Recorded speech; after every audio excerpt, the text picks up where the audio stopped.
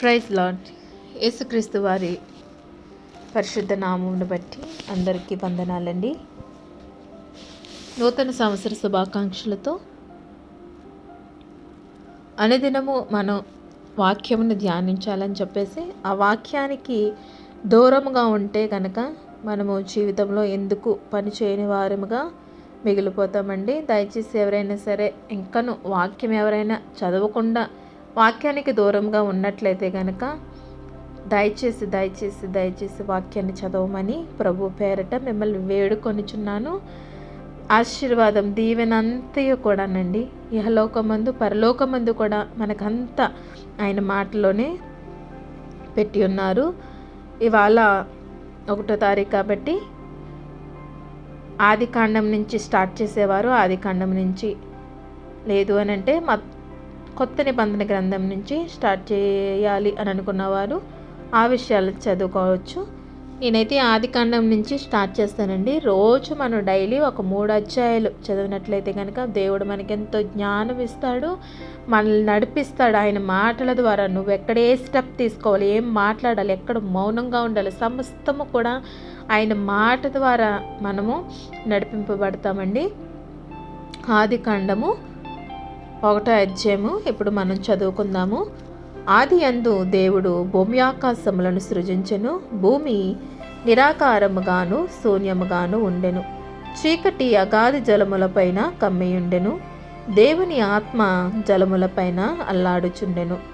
దేవుడు వెలుగు కమ్మని పలుకగా వెలుగు కలిగెను. వెలుగు మంచిదైనట్టు దేవుడు చూసెను. దేవుడు వెలుగును చీకటిని వేరుపరచెను. దేవుడు వెలుగునకు పగలనియు చీకటికి రాత్రి అనియు పేరు పెట్టెను. అస్తమయమును ఉదయమును కలగగా ఒక దినమాయెను.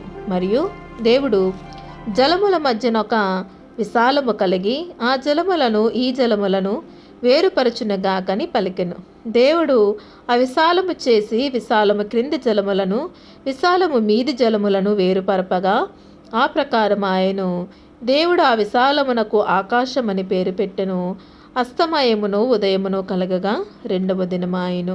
దేవుడు ఆకాశము క్రిందనున్న జలములు ఒక చోటని కూర్చబడి ఆరిన నేల కనబడునుగా కని పలుకగా ఆ ప్రకారం ఆయను.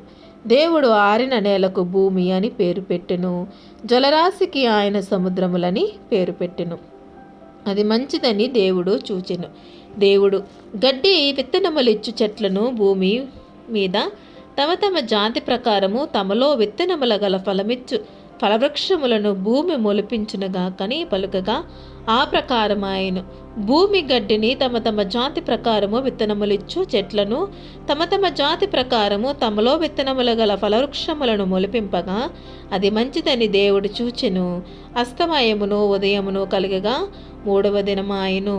దేవుడు పగటిని రాత్రిని వేరుపరచున్నట్లు ఆకాశ విశాలమందు జ్యోతులు కలుగునుగా కనియు అవి సూచనలను కాలములను దిన సంవత్సరములను సూచించుటకే యుండుగా కనియు భూమి మీద వెలిగించుటకు అవి ఆకాశ విశాలమందు జ్యోతులై యుండుగా కనియు పలికెను.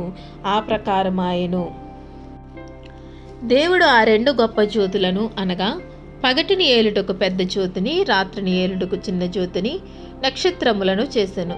భూమి మీద వెలుగిచ్చుటకును పగటిని రాత్రిని ఏలుటకు వెలుగును చీకటిని వేరుపరచుటకును దేవుడు ఆకాశ విశాలమందు వాటినుంచెను. అది మంచిదని దేవుడు చూచెను. అస్తమయమును ఉదయమును కలగగా 4వ దినమాయెను. దేవుడు జీవము కలిగి చలించు వాటిని జలములు సమృద్ధిగా పుట్టించునుగా కనియు పక్షులు భూమిపైని ఆకాశ విశాలములో ఎగురునుగా కనియు పలికెను.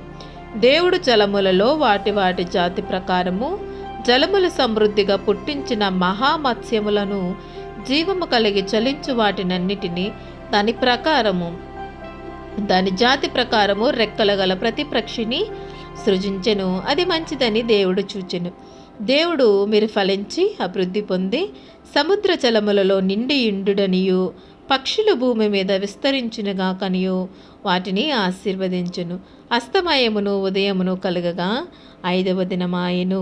దేవుడు వాటి జాతి ప్రకారము జీవము గల వాటిని అనగా వాటి జాతి ప్రకారము పశువులను పురుగులను అడవి జంతువులను భూమి పుట్టించుగాకనియు పలికెను. ఆ ప్రకారమాయెను. దేవుడు ఆయా జాతుల ప్రకారము అడవి జంతువులను, ఆయా జాతుల ప్రకారము పశువులను, ఆయా జాతుల ప్రకారము నేలను ప్రాకు ప్రతి పురుగును చేసెను. అది మంచిదని దేవుడు చూచెను. దేవుడు మన స్వరూపమందు మన పోలిక చొప్పున నరులను చేయుదము. వారు సముద్రపు చేపలను, ఆకాశ పక్షులను, పశువులను, సమస్త భూమిని, భూమి మీద ప్రాకు ప్రతి జంతువును ఏలుదురుగాకనియు పలికెను. దేవుడు తన స్వరూపమందు నరుని సృజించెను. దేవుని స్వరూపమందు వాని సృజించెను. స్త్రీనిగాను పురుషునిగాను వారిని సృజించెను. దేవుడు వారిని ఆశీర్వదించెను. ఎట్లనగా, మీరు ఫలించి అభివృద్ధి పొంది విస్తరించి భూమిని నిండించి దానిని లోపరుచుకునుడి. సముద్రపు చేపలను, ఆకాశ పక్షులను, భూమి మీద ప్రాకు ప్రతి జీవిని ఏలుడని దేవుడు వారితో చెప్పెను. దేవుడు, ఇదిగో భూమి మీదనున్న విత్తనములిచ్చు ప్రతి చెట్టును, విత్తనములిచ్చు వృక్షఫలములు గల ప్రతి వృక్షమును మీకిచ్చియున్నాను.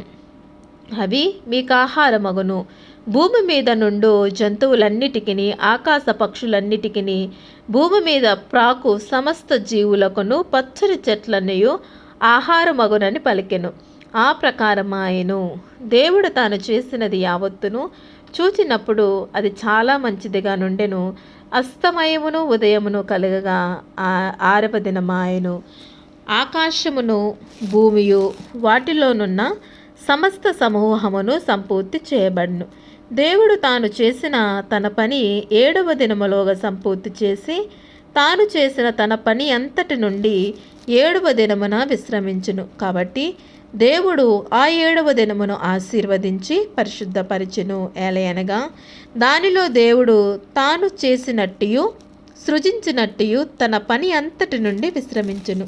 దేవుడైన యెహోవా భూమిని ఆకాశమును చేసిన దినమందు భూమి ఆకాశములు సృష్టించబడినప్పుడు వాటి వాటి ఉత్పత్తి క్రమము ఇదే. అది వరకు పొలము అందలి ఏ పొదయు భూమి మీద నుండలేదు, పొలమందలి ఏ చెట్టును మొలవలేదు. ఏలయనగా దేవుడైన యెహోవా భూమి మీద వాన కురిపింపలేదు, నేలను సేద్యపరచుటకు నరుడు లేడు. అయితే ఆవిరి భూమి నుండి లేచి నేలంతటిని తడిపెను.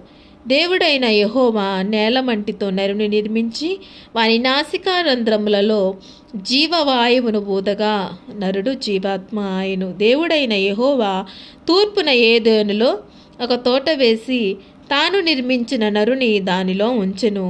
మరియు దేవుడైన యెహోవా చూపునకు రమ్యమైనదియు ఆహారమునకు మంచిదియునైన ప్రతి వృక్షమును, ఆ తోట మధ్యను జీవ వృక్షమును, మంచు చెడ్డల తెలివినిచ్చు వృక్షమును నేల నుండి మొలపించును. మరియు ఆ తోటను తడుపుటకు ఏదోనులో నుండి ఒక నది బయలుదేరి అక్కడ నుండి చీలిపోయి 4 శాఖలాయెను. మొదటి దాని పేరు షీషోను. అది హవీల దేశమంతటి చుట్టూ పారుచున్నది. అక్కడ బంగారం ఉన్నది. ఆ దేశపు బంగారము శ్రేష్టమైనది. అక్కడ బోలమును గోమేధికములను దొరుకును. రెండవ నది పేరు గీహోను. అది కూషు దేశమంతటి చుట్టూ పారుచున్నది. మూడవ నది పేరు హిద్దికెలు. అది అషూరు తూర్పు వైపున పారుచున్నది. 4వ నది యూఫ్రటీసు. మరియు దేవుడైన యెహోవా నరుని తీసుకుని ఏదెను తోటలో సేద్యపరచుటకును దాని కాచుటకును దానిలో ఉంచెను.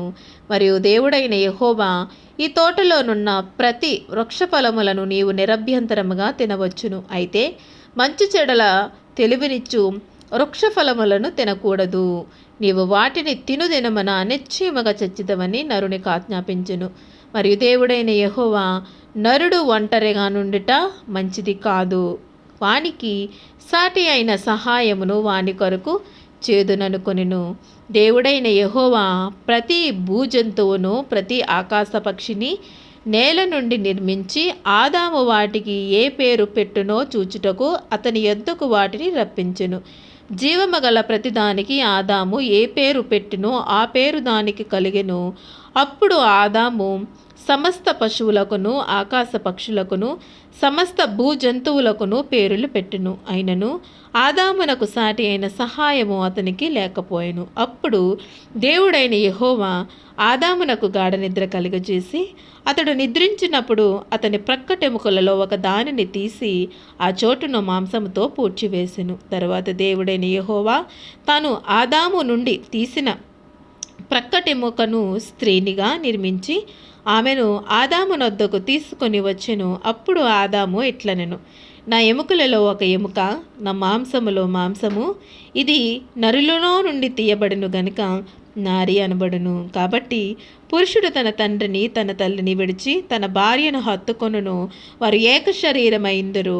అప్పుడు ఆదామును అతని భార్యయు వారిద్దరు దిగంబరులుగా నుండిరి, అయితే వారు సిగ్గు ఎరగక ఉండిరి. 3వ అధ్యాయం అండి. దేవుడైన యెహోవా చేసిన సమస్త భూజంతువులలో సర్పము యుక్తి గలదై ఉండెను. అది ఆ స్త్రీతో, ఇది నిజమా?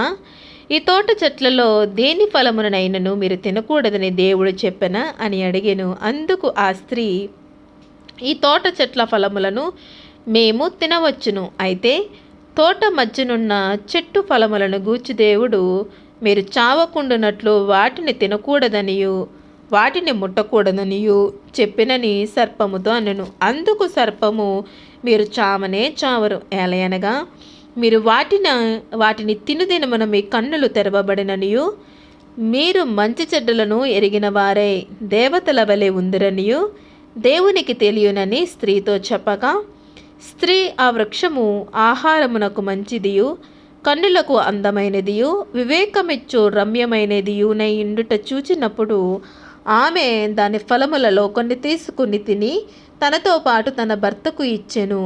అతడు కూడా తినెను. అప్పుడు వారిద్దరు కన్నులు తెరవబడెను. వారు తాము దిగంబరులమని తెలుసుకుని అంజూరపు ఆకులు కుట్టి తమకు కచ్చడములను చేసుకునిరి. చల్లపూటను ఆదామును అతని భార్యయు తోటలో సంచరించుచున్న దేవుడైన యెహోవా స్వరము విని దేవుడైన యెహోవా ఎదుటికి రాకుండా తోట చెట్ల మధ్యను దాగుకొనగా, దేవుడైన యెహోవా ఆదామును పిలిచి, నీవు ఎక్కడ ఉన్నావనెను.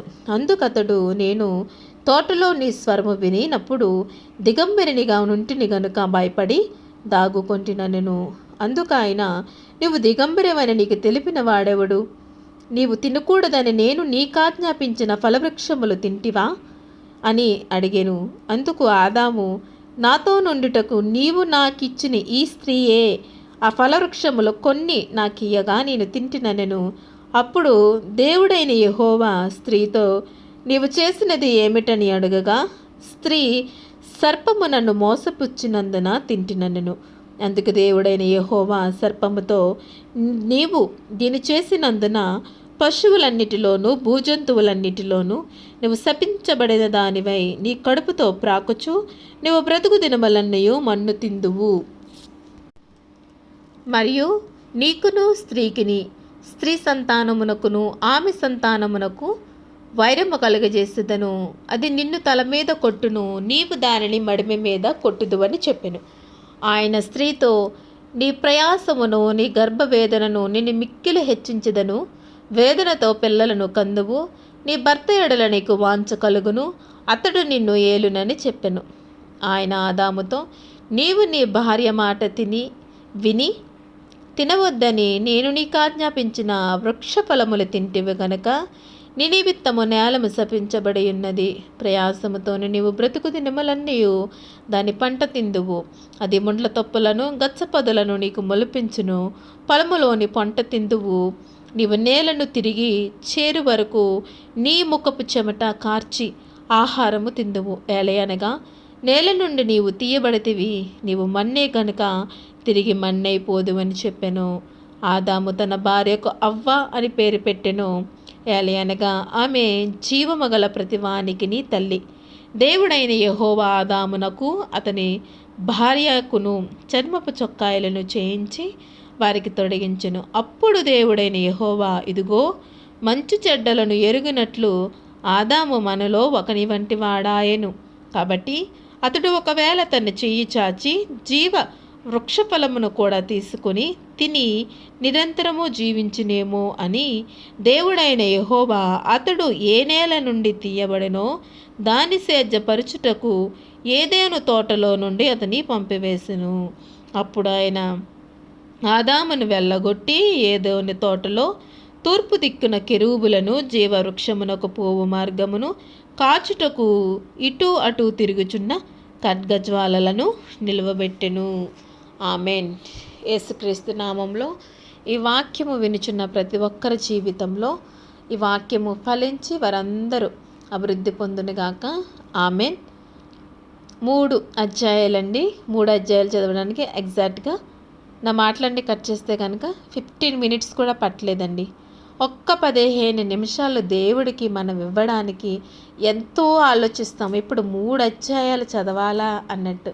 కానీ ఆ 3 అధ్యాయాలు చదివితే కనుక దేవుడు మీకు ఎంతో ఆశీర్వాదం అండి. సంవత్సర కాలంలో ఎవరైనా సరే ఇంకా బైబిల్ ఒక్కసారి కూడా నేను పూర్తి చేయలేదు అని అనుకుంటున్న వారైతే కనుక మీరు ఈ రోజు నుంచైనా అయ్యా ఈ వాక్యమును చదివి మీరు జీవితంలో ఫలవంతమైన జీవితమును జీవించినట్లు ఆ దేవుని కోరి ప్రార్థిస్తున్నాను.